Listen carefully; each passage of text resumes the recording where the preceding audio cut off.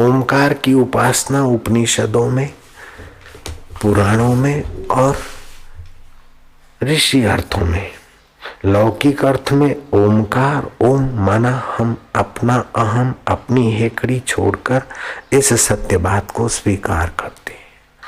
जैसे कोई सत्संग करते हैं ऋषि, तो दूसरे ऋषि जब कहते हैं ओम ओम माना हम ये बात स्वीकार्य है आपकी, हमारी अपनी पकड़ नहीं है, सत्य को हम स्वीकार करते हैं। ओम, ओम के बहुत सारे अर्थ होते हैं। ओम के आ से स्थूल दुनिया, ऊ से सूक्ष्म, म से कारण दुनिया का संबंध और अर्ध मात्रा, इन तीनों सृष्टियों, तीनों जगतों के पार भी जो सत्ता है उस सत्ता की सत्यता स्वीकार करना, मतलब ओम। ब्रह्मा विष्णु महेश में जो चैतन्य सत्ता है वही हम में है, इसकी स्वीकृति का और इसकी साधना की भावना का उद्घाटन माना ओम। ओम सारे मंत्रों में सेतु है। पौराणिक अर्थ अव्यक्त है और उपनिषद का अर्थ है सर्ववेद ब्रह्म, आत्मा ये ब्रह्म है। अब ओमकार की उपासना वशिष्ठ महाराज ने बताई कि ओमकार की उपासना करने वाले को लंबा श्वास लेके ओम का जप करते करते जब म आए तो होठ बंद कर दे, जैसे घंट नाद होता और फिर उसकी ध्वनि धीरे धीरे धीरे धीरे आकाश में विलय हो जाती है। ऐसे ही जिम में करके बताता हूँ। लंबा श्वास ले रहा हूँ, देखो।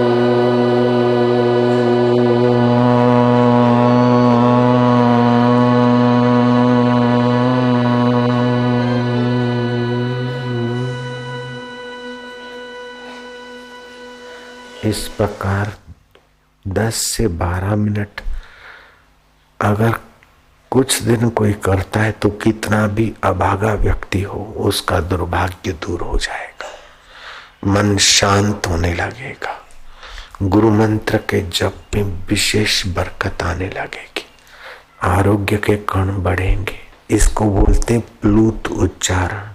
मासिक धर्म में कोई देवी हो तो उसे ये नहीं करना चाहिए। ये 10 से 12 मिनट जप सुख शांति और मन के दोषों को हरने वाला होगा। गुरु गीता का पाठ करे और जो कोई मनोकामना हो उस प्रकार की प्रार्थना करे, मनोकामना पूर्ण होने में बहुत मदद मिलेगी। इस ओमकार की उपासना बोधायन ऋषि ने बहुत सारे फायदे उठाए। वे महापुरुष लिखते हैं कि अगर 12,000 मंत्र रोज किए जाएं, 120 मालाएं, तो 1 साल के अंदर परमात्मा साक्षात्कार हो सकता है।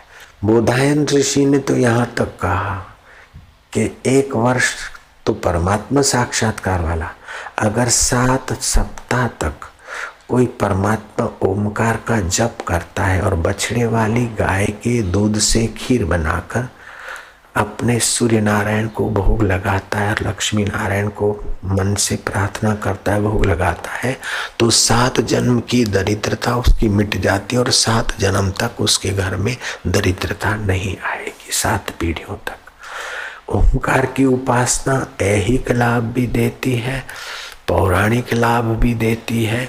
भगवत प्राप्ति करना हो तो भगवान के दर्शन में भी लाभ देती है और भगवान जिससे भगवान है उस पर ब्रह्म परमात्मा का साक्षात्कार करना हो तो ये उपासना वहां भी की जा सकती है। तो साकार देव की उपासना में, निराकार ब्रह्म की उपासना में भी ओमकार का बड़ा भारी महत्व है। भगवान ने कहा प्रणव सर्व वेदेषु शब्द खय पुरुषम नृषु। वेदों में जो प्रणव है, ओमकार है, वो मैं हूँ। शुरू में सृष्टि के आदि में भगवान का स्वाभाविक ध्वनि स्वरूप ओमकार था। फिर लोगों की मति गति थोड़ी राजसी तामसी हुई, थोड़ी मति में राजस तत्व बढ़ा, इसलिए त्रिपदा गायत्री बनी। फिर उससे वेद बने और पुराण, उपपुराण और विस्तार कथाएं वार्ताएं हो गई। मूल सबका वह ओम स्वरूप ईश्वर परमात्मा है। तो इस प्रकार की ओमकार की उपासना जो लोग जिस घर में, जिस जगह में करते, वो जगह भी उस आध्यात्मिक आंदोलनों से, वाइब्रेशनों से सुसंपन्न हो जाती है।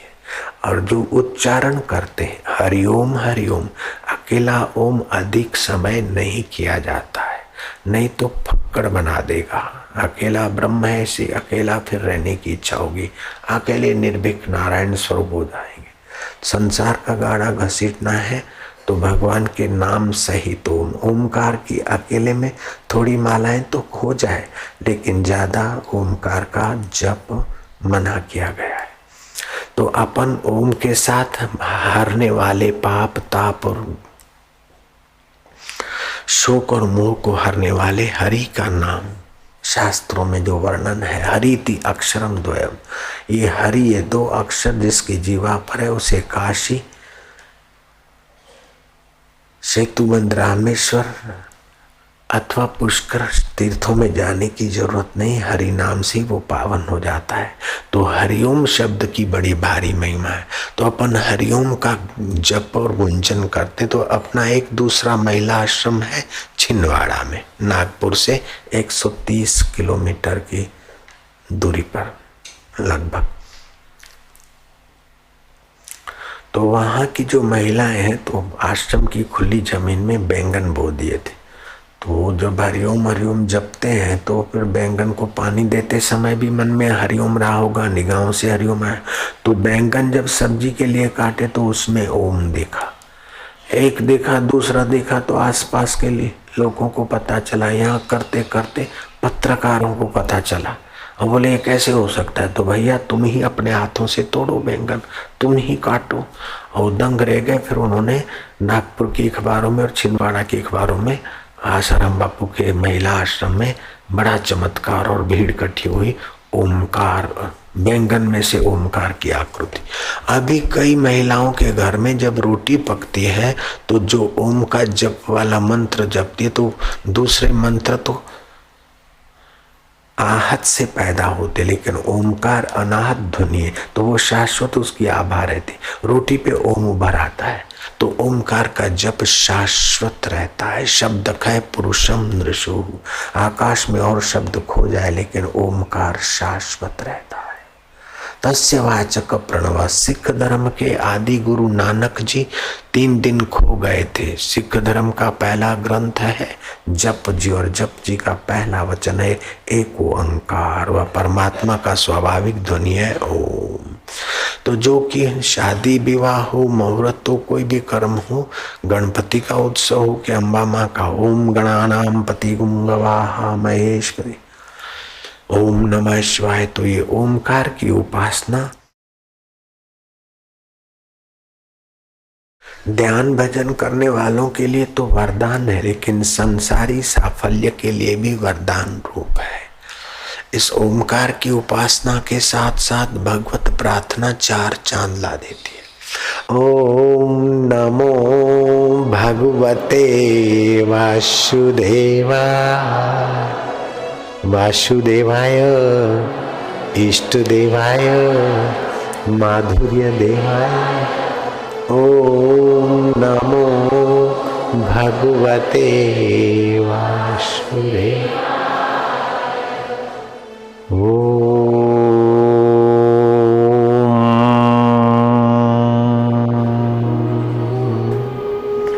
बैठे रहे, दर्शन हो गए, मानसिक रूप से गुरु से तादाद में कर लिया, ज्ञान में खो गए, ये ज्यादा फायदा होता।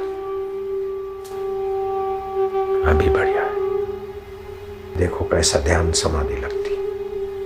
आप चुप बैठो, हम भी चुप बैठे, देखो क्या क्या होने लगेगा। ओम श्री परमात्मने नमः। श्री परमात्मने नमः। ओंकार मंत्र, ओंकार मंत्र, गायत्री छंद, गायत्री छंद, परमात्मा ऋषि, परमात्मा ऋषि, अंतर्यामी देवता, अंतर्यामी देवता, ईश्वर प्रीति अर्थे, ईश्वर प्रीति अर्थे, अंतर्यामी आनंद अर्थे, अंतर्यामी आनंद जपे अर्थे, विनियोग, जपे विनियोग। आनंद, ओम शांति। जपते जाओ और डूबते जाओ। ओम गुरु, ओम शांति, ओम आनंद।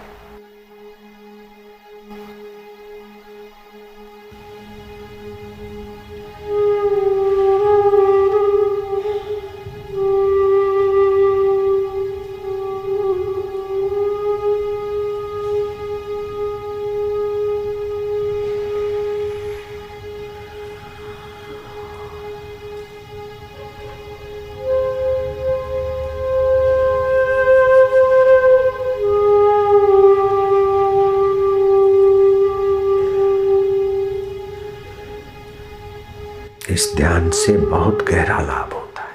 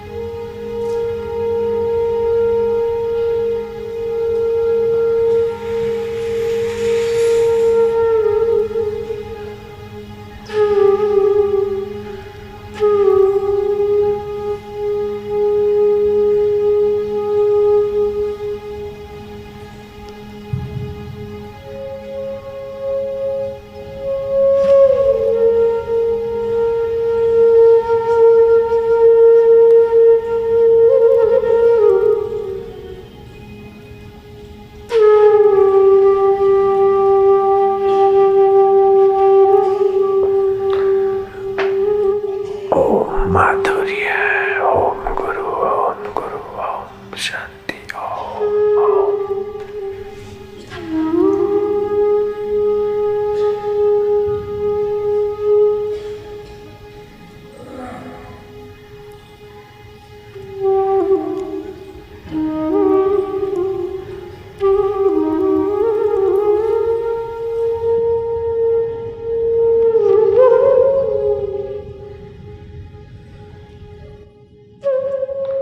सुंदर सोई सूरमा लोटपोट हो जाए, अपने मैं को लोटपोट कर दे परमात्मा की शांति में, गुरु के देवी कार्य में। सुंदर सोई सूरमा लोटपोट हो जाए, ओट कछु राखे नहीं, चोट हृदय पर खाए।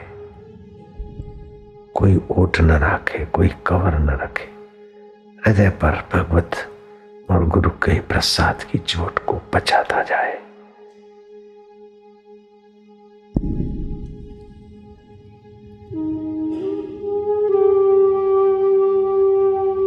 बृहदारण्यकोपनिषद के 11वें ब्राह्मण में आता है कि जो शारीरिक कष्ट सहकर भी लगा रहता है उसको तपस्या का फल फलित होता है। उत्तम सेवक चैन वाहवाही या खुशामद का फल नहीं चाहता, सुख के माते सील पड़े।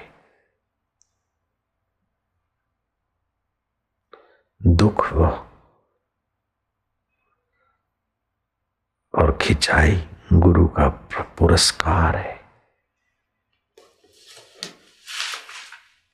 मनमुक्ता मन की मलिनता है। गुरु आज्ञा, भगवत आज्ञा मन की मधुरता है। हम उसी मधुरता में पावन हो रहे।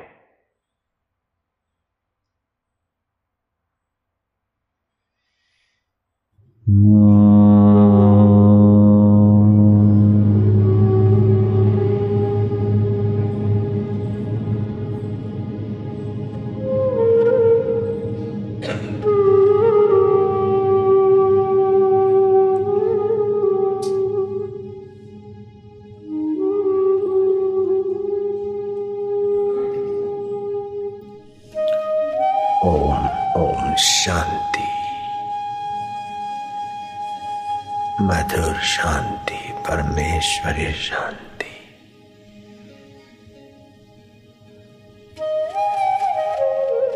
तम नमामि हरिम परम, तम नमामि गुरुम परम। हे गुरु कृपा, तू मेरे हृदय में सदैव निवास करना। मातेश्वरी, हे श्रद्धा देवी, तू मेरे चित्त में सदा निवास करना। ज्ञानेश्वर कहते हैं, हे श्रद्धा मां, तू मेरे हृदय में सदा रहना। श्रद्धा का तो वेदों में पुरुष सूक्त है एक अलग से पूरा। प्रातः काल संध्या देवी, संध्या करते समय श्रद्धा देवी का आह्वान किया जाता है कि हमारे हृदय में रसमयी माता, पुरुषार्थ की जननी श्रद्धा मां, मेरे हृदय में तो निवास करना। मध्याह्न की संध्या में भी पुरुष सूक्त में आता है, श्रद्धा का आह्वान किया जाता है। सायं को भी श्री कृष्ण कहते हैं, श्रद्धावान लभते ज्ञानम, तत्पर संयते इंद्रिया। श्रद्धालु और तत्पर इंद्रिय संयमी उस ब्रह्म ज्ञान को उपलब्ध हो जाता है, परमात्मा साक्षात्कार को पा लेता है। नारद जी कहते हैं, श्रद्धा पूर्वा सर्व धर्मा मनोरथा फल प्रदा। श्रद्धा सभी धर्मों, मंगल कार्यों में तो क्या, व्यवहार में भी फलदायी और परमार्थ में भी। श्रद्धा रखते तभी तो दुकानदार पगड़ियां खर्चा करके धंधा शुरू करते। विद्यार्थी श्रद्धा से ही तो परीक्षा में बैठते। देश परदेश जाने में, यातायात में भी तो श्रद्धा करनी पड़ती। लेकिन परमात्मा प्राप्ति में अगर श्रद्धा नहीं करोगे तो अनजाना देश अमिला पिया है तो कैसे करोगे। वहां तो श्रद्धा की बहादुरी चाहिए, विश्वासो फलदायक। देवता, गुरु, तीर्थ और प्रतिमा में जिसकी जैसी भावना होती है उसे वैसा ही फल होता है।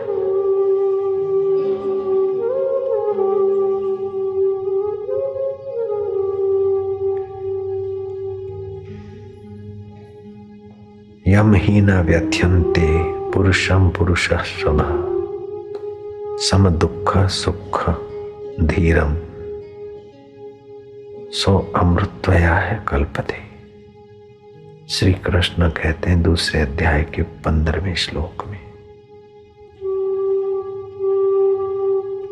हे पुरुष श्रेष्ठ, दुख सुख को समान समझने वाले जिस धीर पुरुष को यह इंद्रियों के विषय व्याकुल नहीं कर सकते, वह मोक्ष के योग्य हो जाता है, मुक्त आत्मा हो जाता है। देखने सुनने का मजा लेना बंद करो, बस उपयोग करो। विषय विकार का मजा लेना छोड़ो, संयम करो। मोक्ष की प्राप्ति हो जाएगी, परमात्मा का साक्षात्कार हो जाएगा। कठिन नहीं है बेटे, लाला कठिन नहीं है। जिनको कठिन नहीं लगता ऐसे सत्पुरुषों का मिलना कठिन है और पक्का इरादा करना कठिन है। ईश्वर पाना सच्चा सुख पाना कठिन नहीं, वो तो अपना आत्मरूप है भगवान। अगर कठिन होता तो जरा सी बंसी भर जाते, बंसी के द्वारा ओम का आनंद बिखेरते निगाहों से कृष्ण ने ग्वाल और गोपियों को रसमय कर दिया था। और वो कहने लगे कि अधरामृत का पान, धरती थी धरा, धरती का सुख नहीं, विषय विकारों का सुख नहीं, अंतर का सुख मिल गया। तुमको भी अभी झलके तो आ रही है। इतने लोग बैठे, सुई गिरे तो आवाज आ जाए, इतनी शांति इस सिद्ध ध्यान योग के द्वारा सहज भी मिल जाती साधक को। रोग प्रतिकारक शक्ति तो बढ़ती है, लेकिन मति, क्षमा शक्ति, शौर्य शक्ति, अनुमान शक्ति, ये भी अपने आप विकसित होते जाएंगे। ध्यान सारी योग्यताओं की कुंजी है। कुछ लोग मनमाना ध्यान करते तो बस आंखें बंद करके पड़े रहते, सुन्न में चले जाएंगे, मनोराज में चले जाएंगे, भगवान नाम जपते जाए बीच में, और भगवत भाव में जैसा ध्यान सिखाया जाता है ऐसे करते जाओ तो यात्रा होती जाएगी।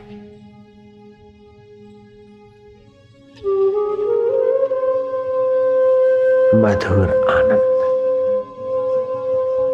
परमात्मा शांति, ओम गुरु ओम प्रभु। भगवत कृपा और गुरु कृपा साथ में, विघ्नों की क्या ताकत है। लक्ष्य न ओझल होने पाए, कदम मिलाकर चल। सफलता तेरे चरण चूमेगी आज नहीं तो कल। शास्त्र और गुरु की सम्मति से कदम मिलाकर चल। मनमुख मत बन बेटे। गुरु कृपा ही केवलम शिष्यस्य परम मंगलम।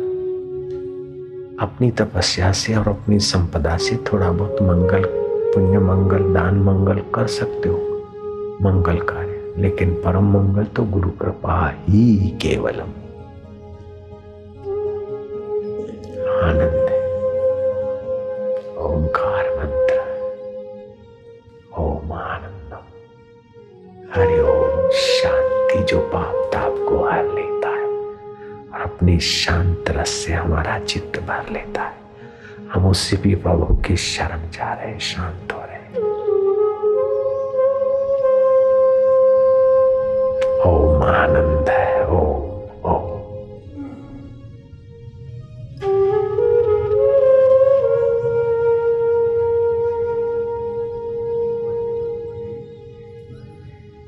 बहुत बढ़िया।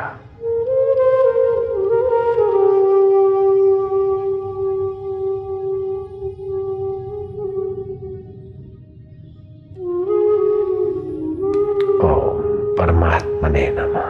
ओम हरे नमः।